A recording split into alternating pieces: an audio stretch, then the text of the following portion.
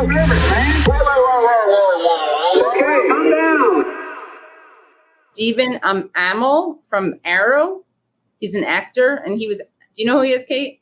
No. Well, No? I only know from this. Like, I know Okay, from this news cycle, all right. yes. He's an actor, and he's in a show called Arrow. He was asked if he supported the SAG, the Writers Guild and SAG after strikes, and let's hear what he had to say. The ongoing strike that is happening. Yeah, so I feel like I'm insulated in Hollywood because that's where I live. I literally live in Hollywood, like all the stereotypes that exist. So I feel like a lot of people in this room aren't aware of the strike. He's in Hollywood, and he feels like a lot of the people in the room aren't aware of a strike, and he's being asked about the strike. Okay. I support my union. I do, and I stand with them. I do not support striking. I don't. What?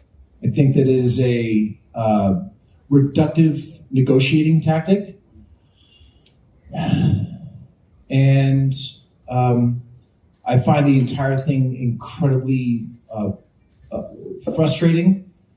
And I think that the thinking as it pertains to shows like the show that I'm on that premiered last night, I think that is... Woo! I think it's myopic. And I stand with my union. No, you do not. Okay. Yeah, no, he doesn't. Yeah, a couple things. Like this. Your union voted to strike. You are definitionally not standing with your union if you don't support the strike that they are engaged in. Also, this guy is clearly got a thesaurus or asked his publicist for some smart sounding words. Like when he said, I find it reductive, you don't know what that word means. I just know just from the way you say it. Like, no disrespect to people who don't know what that word means. It's not that hard a word, but the way he delivers it, you know that he's like, okay, this sounds smart. This sounds really smart. I'm going to call it reductive.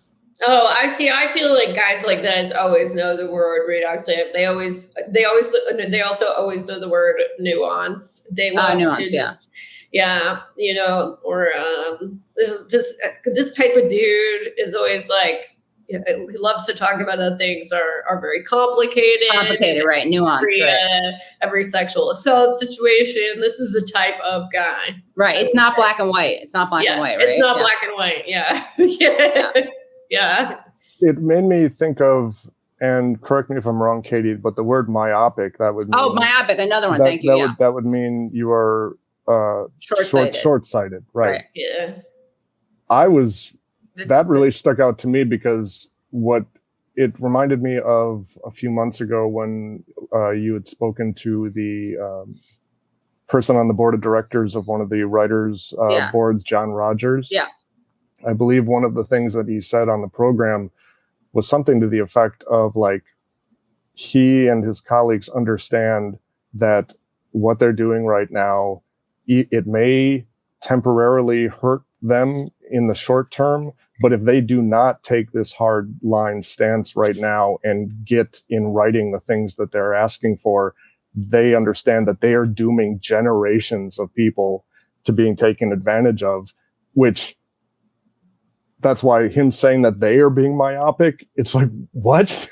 Yeah, it literally could not be more. So, right. I knew he said another word that you could tell his publicist handed him, or he looked up in a thesaurus, but you can tell he doesn't know what that word means.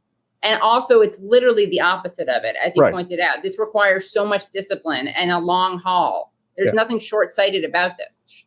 Yeah. It's a very long, relentless sacrifice that these people are making. This guy also apparently once said that even though he thought racism is a systemic problem, he had never personally, quote, seen it in action.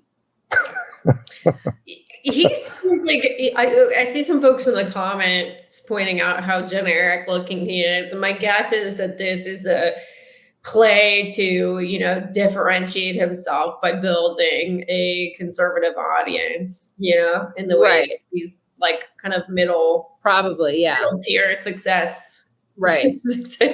Yeah. He's all around a pretty like unappealing guy, because in addition to these political things, he also was asked to leave a Delta airline flight Really? because he was yelling at his wife. Oh shit. Which That's it takes like a this lot sort of of yelling to be, when you're famous, to be asked to leave an airplane. Yeah, that's like Alec Baldwin level.